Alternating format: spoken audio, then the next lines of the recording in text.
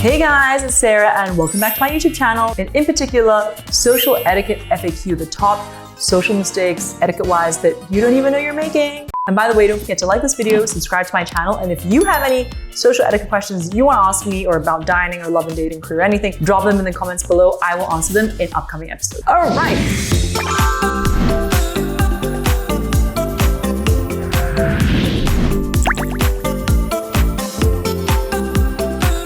So, 5 questions of today, and we're gonna start with number 5. Ashley NJO186 says, family traveling to visit after a new baby, how to say if I need a break from 24/7 company.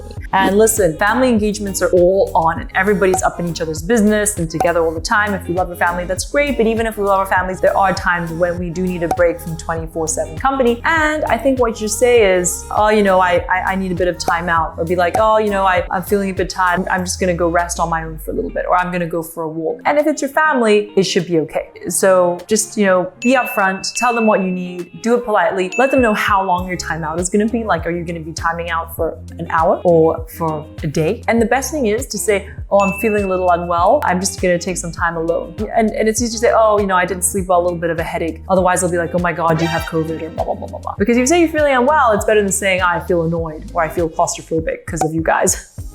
Question 4.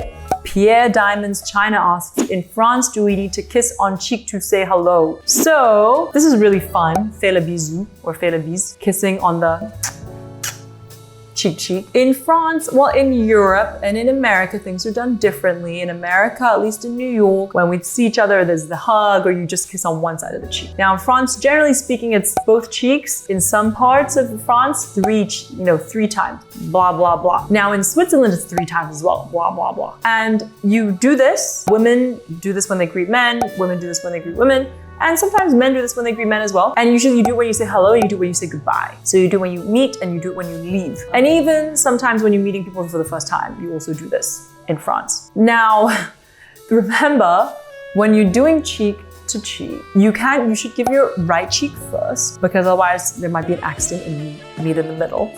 And then what you do is you can touch cheek, so it can be, cheek to cheek. If you have heavy makeup on, if you're sweaty, if the other person's sweaty, if they have bad skin, you don't actually have to touch your skin. You can just do the motions, right? And you can stay sort of like within 2 centimeters, an inch, right? And as with sound, you just do.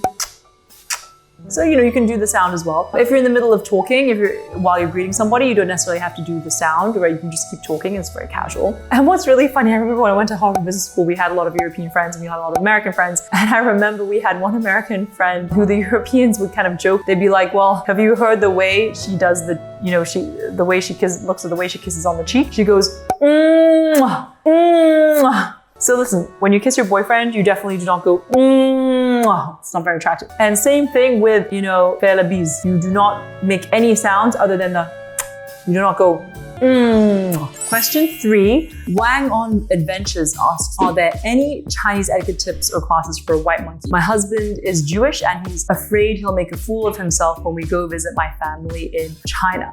My answer is, Wang on Adventures, why are you not training him? So everybody knows Jewish guy, Asian girl always seemed to go really well when I lived in New York. That's something that I learned. And actually, the 2 cultures do have a lot in common, very family oriented. But absolutely, there are some Chinese etiquette no-nos that a lot of white monkeys will commit. And I'm sure some of you have watched this movie, but if you haven't, make sure you watch Joy Luck Club, because it's amazing and it's about these different generations of Chinese women and how all the daughters' generations, some of them married white guys, and these American guys then had dinner with a family and just caused like the most awful no-nos. They just major no-nos. So one of them I'll say is that when you're having dinner, let's say, with your Chinese girlfriend and her family, or your Chinese friend and her family, usually Chinese culture is very humble. This is a scene from Joy Luck Club where the mother brings out her prized dish. I forgot it was fish or something. It was her most prized dish ever. And she said, because Chinese culture is very weirdly like passive aggressive, but we try to make it seem less, and so like humble ourselves. And so the mother comes out with a prized dish and she goes, this dish really, I've tried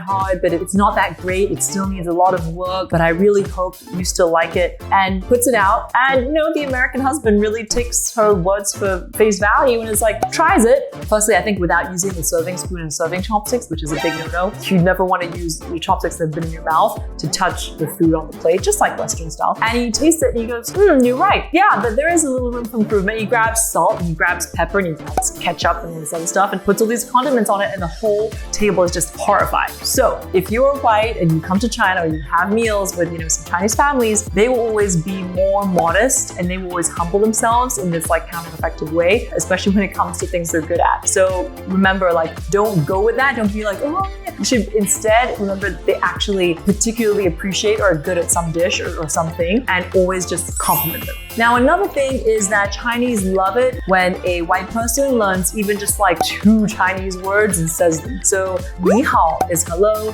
谢谢 is thank you. So, 谢谢 is really, if you are then saying to her family, oh, 谢谢你, or you're just going saying to people, 谢谢, 你好, people will love you for it. And that I think goes for any country, really. Just learning how to say those keywords. Question 2. Amy Gibb asks, what is the etiquette around taking photos or videos in social situations and posting them? So here's the thing. What I do in China, because I take videos a lot, and actually in China, everybody takes videos of everything and posts all of them everywhere. So it's just kind of considered normal now. So everybody, doesn't really mind. Unless, it's like a really high-powered business situation, unless you're with government officials. So when I'm with some government officials, for example, a super senior official came to my house the other week and we took a picture together, and I would not post that on anything. I would just keep that, in my own personal private collection, because she's a really senior government official. What you can do is you can also ask. You can say, oh, is it okay to post this picture, blah, blah, blah. What I always do is when I'm at meals and stuff, I'm just like, hey guys, say hi to the camera. I'm putting this on Instagram stories, or I'm, putting this on Xiaohongshu or on Weibo or something. So, and usually because in China, everybody's like, okay, cool, whatever,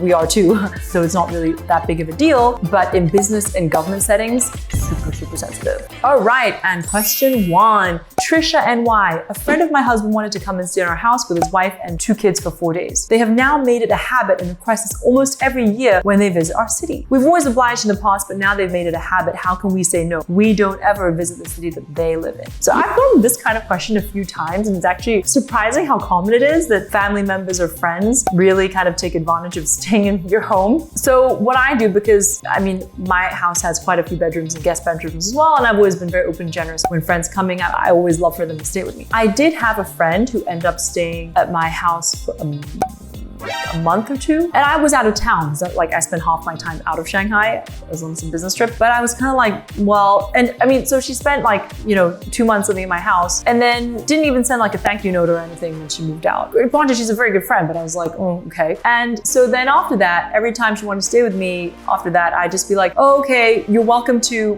but then at the weekend, my family is coming to stay. We're this existing business friend is coming to stay with me. So do you mind? Is that okay? If you stay, then you'll have to move out by Saturday. And you know what? If you say your family is coming, who can argue with that? Because your family will obviously take priority. Family's family. So if you want to shorten their stay or make sure their stay has a deadline, you say, oh, family's coming to stay. If you just don't want to stay at all, be like, oh, I'm so sorry. We have families staying in the guest bedroom then. Done. You have no obligation to other people to stay in your house. So definitely do not feel bad about it. All right, so guys, this is episode 4 of Social Etiquette FAQ. Let me know in the comments below if you have any etiquette questions about anything: dining, career, love, dating, beauty, grooming, blah, blah, blah. And don't forget to like this video and subscribe to my YouTube channel, and I'll see you next time. Don't forget to like, comment, and subscribe. I'll be posting a new video each week who have tips and tricks that I think will help all of us lead a better life.